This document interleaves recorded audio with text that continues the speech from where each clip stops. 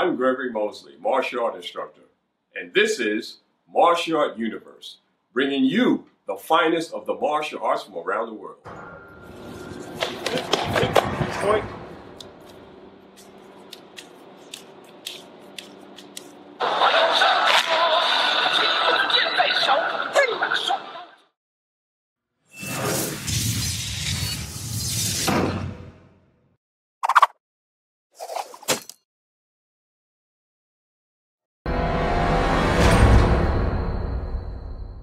I'm Gregory Mosley. I've been practicing the martial arts for over 40 years. The martial arts has been practiced around the world for thousands of years. Many of our martial art instructors learned their art while serving their country in the military. They came back to their communities to share their knowledge. Before the word mentoring became a popular term, these instructors were teaching the psychological, spiritual, and physical benefits of the martial arts. The martial arts teaches etiquette, humility, and follows a code of honor. Many of their students became instructors also, continuing the lessons of avoiding conflict and building confidence in their classes.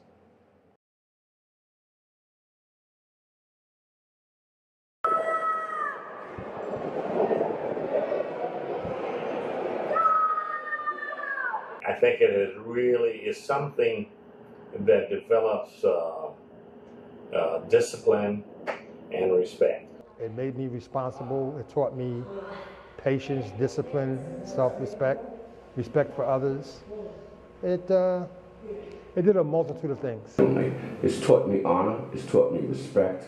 It's taught me commitment. It's taught me values firsthand by some great men that actually guided me and guided the direction of my life.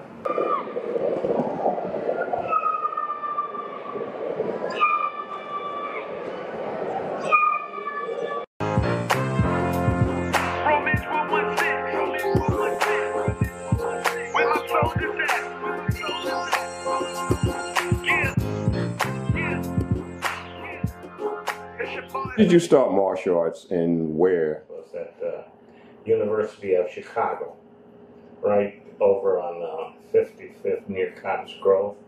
That's the, one of our top schools at the University of Chicago as a gym. That's where they had it.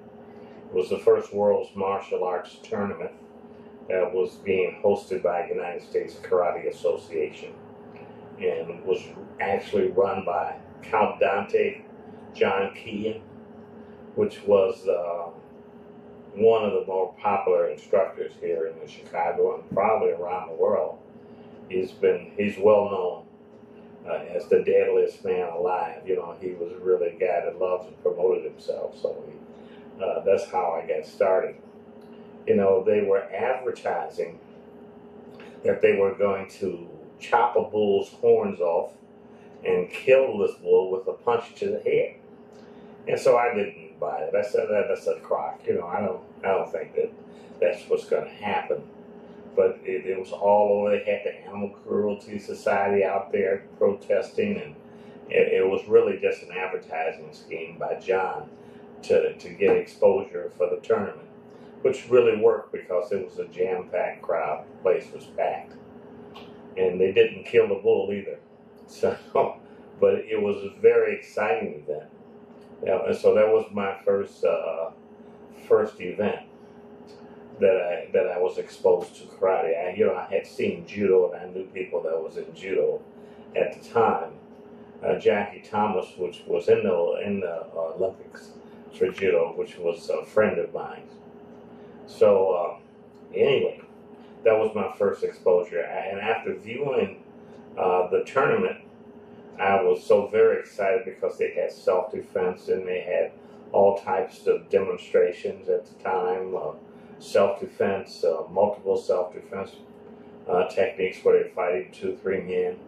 They were breaking bricks with their hand, and it was unbelievable to see John actually punch a common Chicago house brick. These house bricks here in Chicago had lead in the middle of them, and they were very difficult to break. But he was able to punch a brick in half with his hand, and also kick it in half with his foot. So that was very impressive.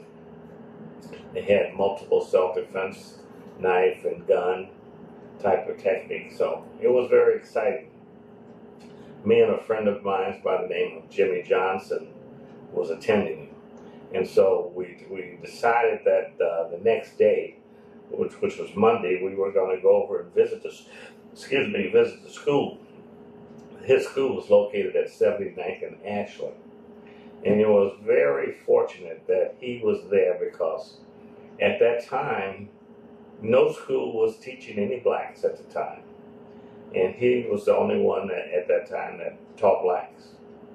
And so we went there the next day, and I was really shocked to see that his hand was in a splint. When he had hit the brick the first time, the day before, he had broke one of his knuckles. And he had to hit the brick a second time, which did a lot more damage to his hand. But he was able to break the brick at that time.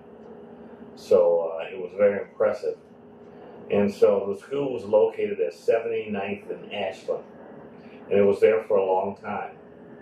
And so that's where I got involved, and that's where I got started. That's where I started my martial arts career at Chicago's Judo Karate School. How did it affect your life as a young man growing up in Chicago, studying the martial arts? Well, I was never a guy that did a lot of fighting. I wasn't a boxer. I didn't do a lot of boxing, but I played a lot of football, a lot of sports. I was an athlete. And I had some friends that was Golden Glove boxers. And so it gave me some confidence because after I had been in the martial arts for a few months, I was able to work with these guys and not get hit and be able to put some hurt on them for a while. So I felt very good about that. So it did give me confidence, if nothing else. I wasn't that great at the moment, but I did feel very confident that in the things that I had learned and was taught there in the school. As a martial art instructor, what impact do you think you've had on your community? What impact you feel that I had over the community? I think I've had a tremendous impact because I was able to bring many more people, many of our young kids into the martial arts. And the martial arts is a tremendous discipline for the children, and it's something that the kids need today.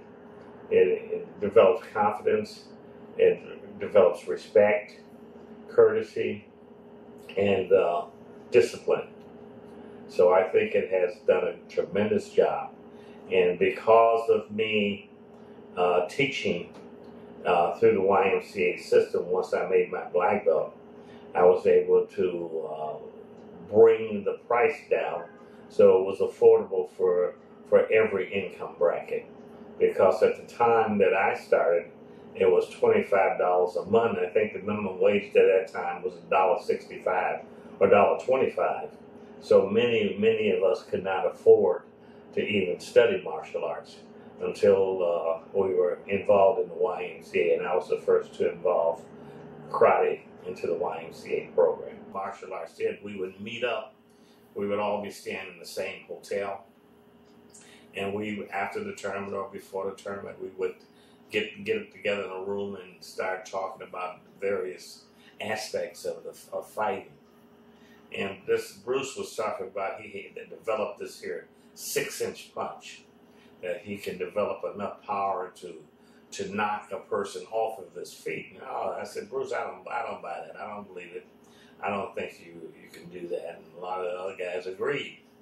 So what happened, Bruce said, well, okay.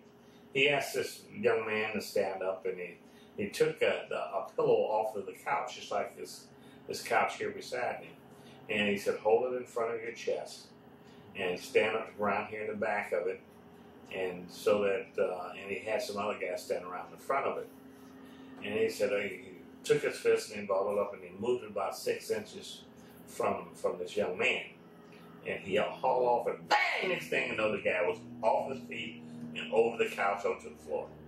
So he was really very wiry, very strong, and he could definitely deliver a hell of a punch. You have a student you mentored named Jeffrey Williams Jr., who's also an instructor as well. Jeffrey is one of my students, and he's been with me for about 35 years. A lot of my students have been with me for many, many years. You know, often, you know, they come by, we spend time together, and they're part of our organization. And one of the things that we did, we had a children's team.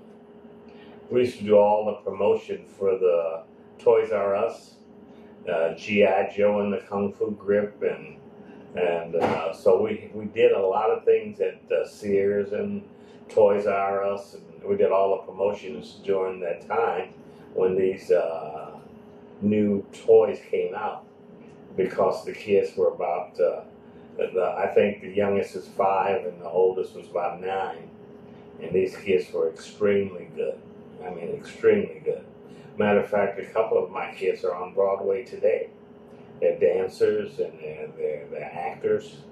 Matter of fact, another young kid by the name of Ted Love, he was in the movies. He did Hoodlum, and so you know, I think it is something that develops discipline and respect for the youth of today. You also met Bruce Lee. Yes, I did. What was that like? I met Bruce several times. The first time I met him was in Los Angeles at Ed Parker's tournament. I had just won the Grand National Championship in Kansas City.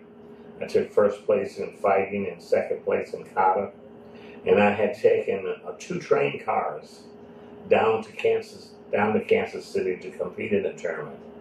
Matter of fact, they gave us a big write-up in the Sun-Times paper and a Tribune paper here in Chicago when we won, because we won the majority of the trophies. My school. Here is a black school that's taking 2 train loads down to Kansas City and winning the majority of the trophies. And by me winning both first place in fighting and second place in kata, I was appointed to be captain of the team to go out and fight at Ed Parker's tournament in Los Angeles. And so when we determined that Bruce was there doing a demonstration of his speed punching, him and a guy by the name of Victor Moore did a demonstration, and that Victor could not stop Bruce's punching techniques. So that happened, and matter of fact, it's been on a lot of the different martial arts shows between Victor and Bruce, but Bruce was extremely fast, very wiry, and very strong for a guy of his size. But that was the first time that I met Bruce. I also had an opportunity to meet him in D.C., where I got pictures of myself and Bruce and his wife and his son Brandon. So I've met him several times, and he was quite a nice guy. One of the things that a lot of the martial arts did, we would meet up. We would all be staying in the same hotel, and after the tournament or before the tournament, we would get together in a room and start talking about various aspects of fighting. And this Bruce was talking about, he had developed this here 6-inch punch, that he can develop enough power to knock a person off of his feet. Oh, I said, Bruce, I don't buy that. I don't believe it. I don't think you can do that. And a lot of the other guys agreed. So what happened, Bruce said, well, okay. He asked this young man to stand up, and he took a pillow off of the couch, just like this couch here beside me. And he said, hold it in front of your chest and stand up around here in the back of it. And so that, and he had some other guys standing around in front of it. And he said, he took his fist and he balled it up and he moved it about 6 inches from this young man. And he hauled off and bang, next thing you know, the guy was off his feet and over the couch onto the floor. So he was really very wiry, very strong, and he could definitely deliver a hell of a punch.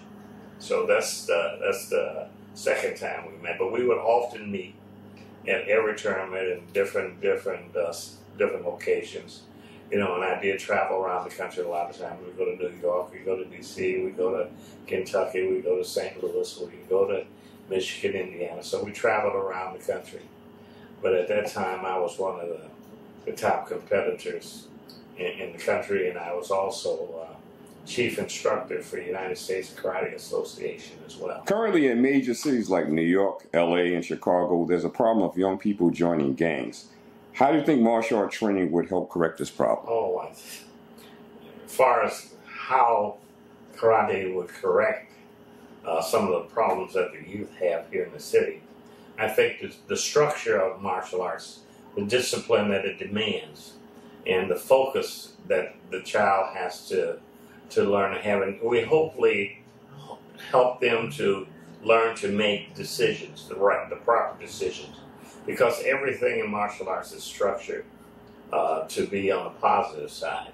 You know, the discipline, the respect, how you treat your fellow man. So I think it's one of the best tools that we can have and give to the youth of in our communities. And as far as I'm concerned, it has definitely did more good than harm for the youth of the city, especially in the inner city. You've started your own style, and you've also written books. Right. Well, as far as writing the books, how that came about, I had no thoughts at the time about writing a book, but Master Trias asked me to develop a style. You know, I had when I first made my black belt, he made everybody write a 25-page essay and send it to him as part of their black belt promotion. He was so impressed with my 25 pages that everybody that went to school, he would show it to, and they would talk about it. So I was very happy because he was very impressed. Here's a man that was the founder of American Karate that was interested in something that I had wrote. But so he later asked me to, we were teaching Shorei Goju. It was a Japanese or Shotokan style of fighting. And he felt that we in America did not have a style that we can call our own. You know, most of the styles are designed around the physical characteristics of the people of the country. Your Kung Fu style, whereas your Chinese people were very small, didn't have the bulk or a lot of strength. So therefore they had a soft style. Your Taekwondo or your Korean people had put a lot more emphasis on kicking techniques. And they had long legs and they could use their feet. And this is why in their tournaments they give you 3 points for a kick and 1 point for a punch. So the styles are designed that way. And we as America, we had good strength, we had good speed, good muscular body. So therefore we can do a lot more than the average person that's focused on just 1 or 2 aspects of it. Plus on top of it, I had studied Judo, Jiu-Jitsu, Karate, and Aikido. By working in the Y, Judo was often part of the culture. And many of my friends in the martial arts had studied Aikido and Jiu-Jitsu. So I had an opportunity to learn many of the various styles of martial arts. Because no one style can do everything. So that's why I was very much involved in doing a lot of techniques. And I would do a lot of grabbing, a lot of sweeping, a lot of throwing, a lot of takedowns. So I started to develop the style that he asked me to do. I called it the universal karate system.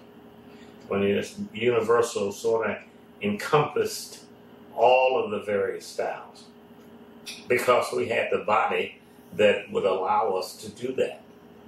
And so therefore, that's when I developed the universal karate system. It took me 3 to 4 years to put this system together. And Master Trias sort of became disenchanted. How he didn't feel at the time that he wanted to go through with it. But after me spending 4 years working on it, I said, well, listen, I'm going to stay with this here. And at that time, that's when I resigned my post from the United States Karate Association. At the time, I was chief instructor and state representative for the United States Karate Association. And I told him that I could not, I didn't feel that I wanted to give up all the time and effort that I had put into trying to formulate this style, which really suits us as Americans, because we have the body that can adapt to that particular style of fighting.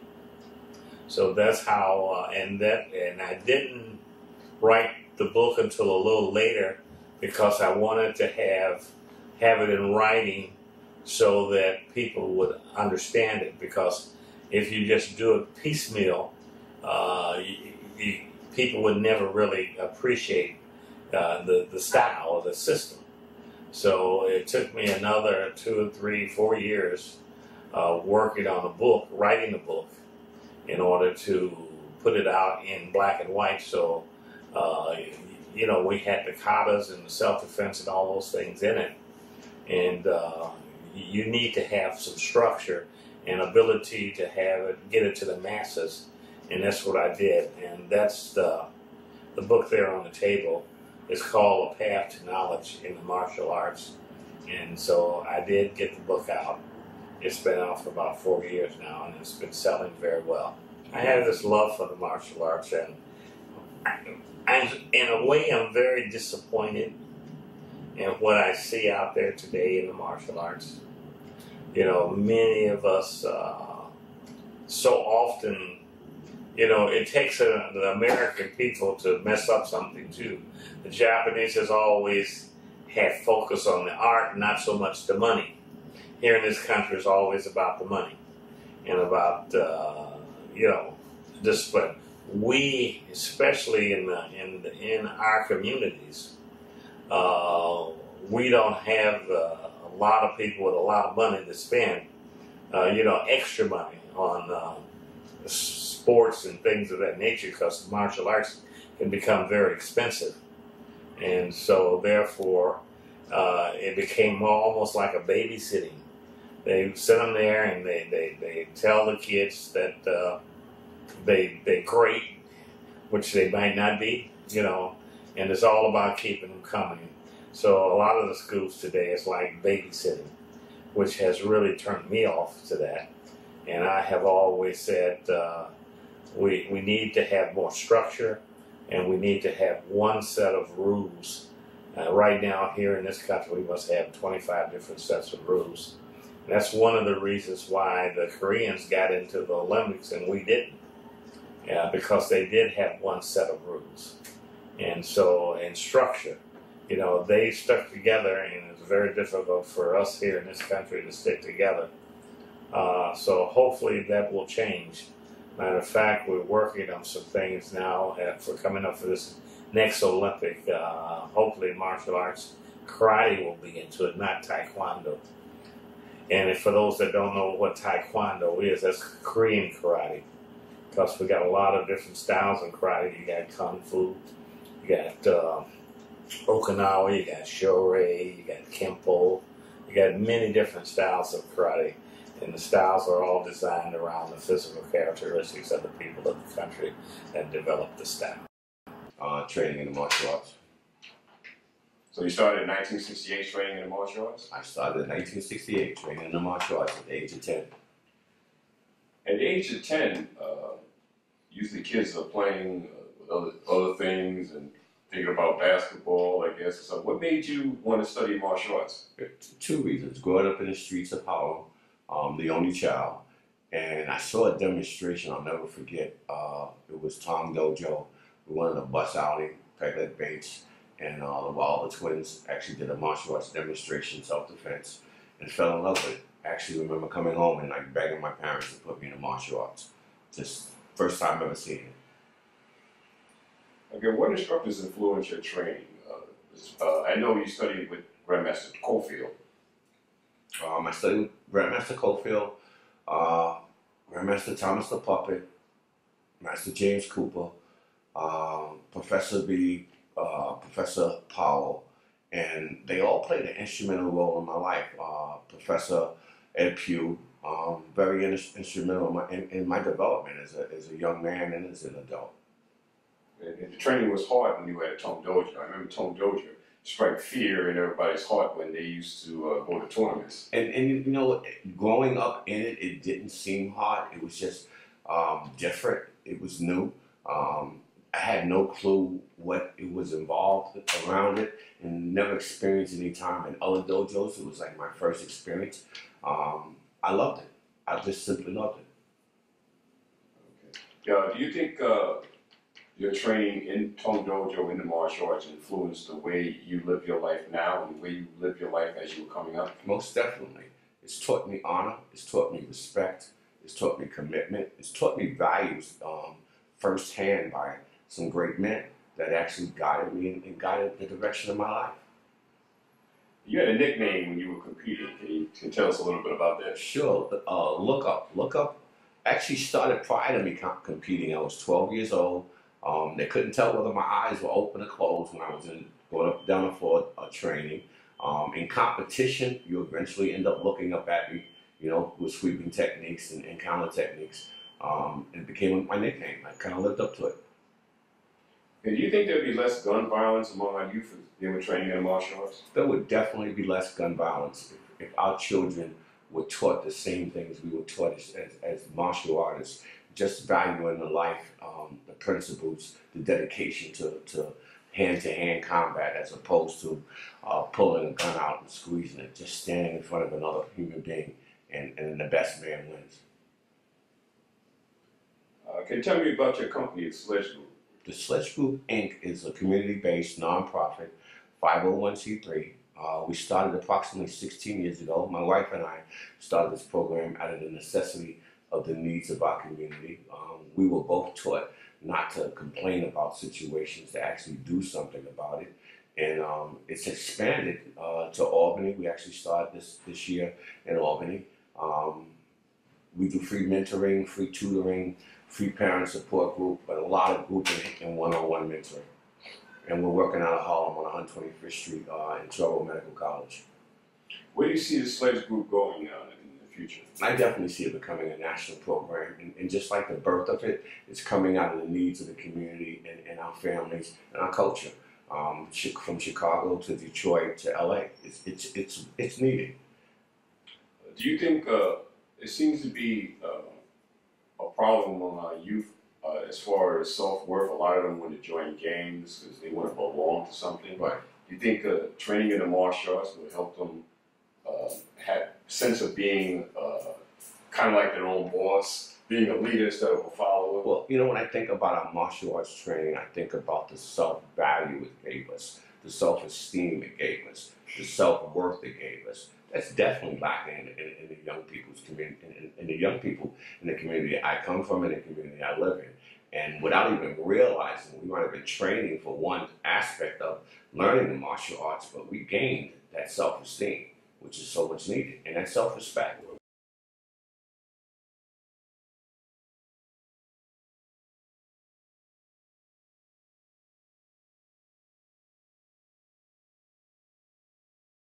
What age did you start training in martial arts? Oh, I started when I was like 12. My first lesson was in the boys' bathroom of PS 75 on 96th Street. What you said, the boys' bathroom? Yes, the boys' bathroom. I'm supposed to be in class, but I was in class in the boys' bathroom. Training in martial arts. Yes. And what age was that again? 12. 12 years old? Yes. You continued to take classes after that? Yes. What happened was I ended up on my own, and I used to shine shoes on the corner of 47th Street between 6th and 7th Avenue. And I used that to pay for my lessons. My second teacher was named Ken Lee, and that was Korean style karate. And we got into a disagreement And at that time, I ended up with Aaron Banks, New York Karate Academy. And I was there ever since. Aaron Banks was your grandmaster for a long time. Oh, yes. 1968, come to think of it. How do you think training in the martial arts changed you? It made me responsible. It taught me patience, discipline, self-respect, respect for others. It did a multitude of things. Grandmaster Ernest Hyman, Japanese Goju-Ryu Karate. This is Professor Ernest Hyman. He's a 10th degree red belt. He's doing a form, kata, called Seunchi. This is a Japanese Goju kata. Ernest Hyman is a champion over 50 times. He has won many, many tournaments, over 200 times as champion, grand champion. He's been at Madison Square Garden. He's been all over the world demonstrating what he knows.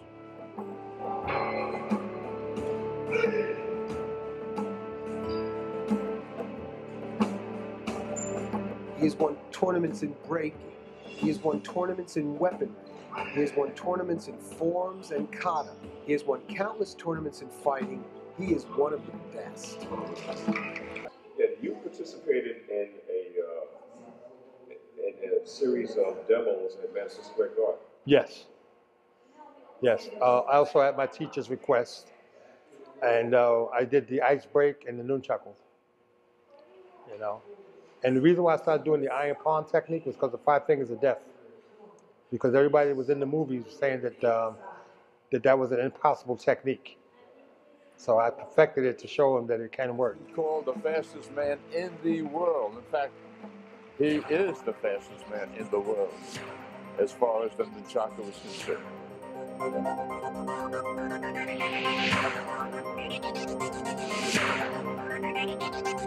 That was just a warm-up. Now, the amazing speed of Grandmaster Hyman. Now you will demonstrate overhead, underhead, all the different techniques. And all these are strikes, by the way, all striking an opponent.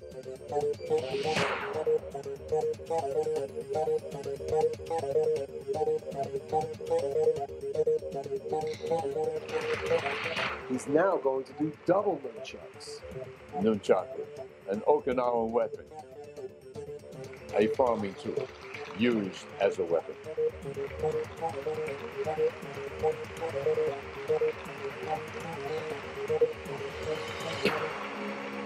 Yeah, those are the good old days. So you teach the mental aspects of the martial arts as well that can help Yes. someone cope with everyday life situations. Help Yes. people cope with everyday life situations. Yes, that goes under the heading of discipline, determination, and patience. And the other heading, no is not an option, can't's not an excuse. So you think the martial arts would help some of these kids, help some of them not join a gang? Yes, it would. Yes, it would. I think the reason why children join a gang because they want to belong, and gangs are more prevalent than good martial arts schools. And do you think that helped them put down their guns? Oh, yeah, definitely. Because they see the teacher doesn't carry a gun, so they wouldn't carry on. If they follow the teacher's principle, they wouldn't have to carry a gun. Tell me about your Harlem Classic that you've been running for many years. Oh, the Hyman Classic? Yes. Oh, I was a little vain at the time, and I started running the Hyman Classic, named after myself. And I've done so far 18 of them. And it's basically a fundraiser for the Harlem Karate Institute because it's a non-for-profit organization. We became non-for-profit July 3rd, 1980. We've been in existence since 1968, was when it was first founded. And someone told me that because I was funding it myself, they said that I should become a non-for-profit. So I did. And we were funded by city and state for about 14 years. Okay. So you've been continuing to mentor students in Harlem, and they probably will become black belts and mentor their students as well. Yes. Your style is Goju. Japanese Goju, yes. I also created my own system, the Makobushi system, which is I created in 1986. But you're not only a sensei, a master grandmaster, but you've mentored thousands of students since Yes. you've been teaching. And out of the thousands of students, I've only given out 13 black belts. Actually, the gentleman on the floor is number 13. Get into it now. Warrior status. You're breaking somebody up that's trying to break you up. What's up? And then remember, when you do kata, you're not fighting the person that you're in front of. You're fighting everyone that's looking on. They're saying, damn, I don't think so. You understand? Whatever you fight, that's what you're doing.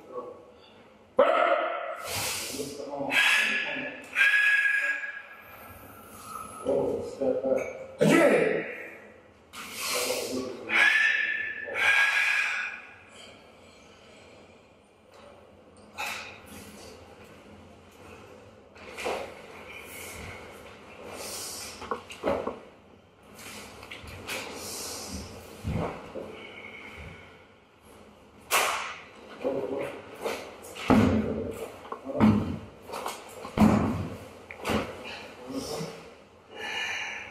Feel it. Feel it.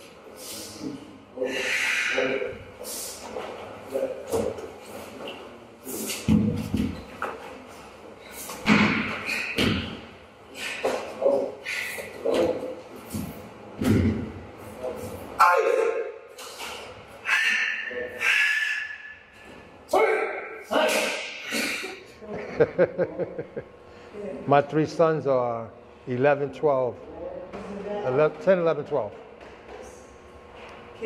Yeah. So do you think society, the way things are today, do you think young people could really benefit from the discipline and stuff that martial arts teaches? Yes, I do think so. If they if they went to the right schools, they could do it. There's so many schools out here that's popping up now. They don't have any foundation, and they may not get what they're supposed to get. You know, I think people who go to a martial arts school should at least check out the credentials, the foundation, the lineage, and also whatever it is that they're teaching, track that down before they sign on the dotted line. So you continue to mentor even now? Yes. Like I tell my students, they need me, but I need them just as well, because it's a give and take situation. I teach them, and whatever I teach them, I get to analyze it because it comes back at me. And that's how I learn every day. So I'm still learning.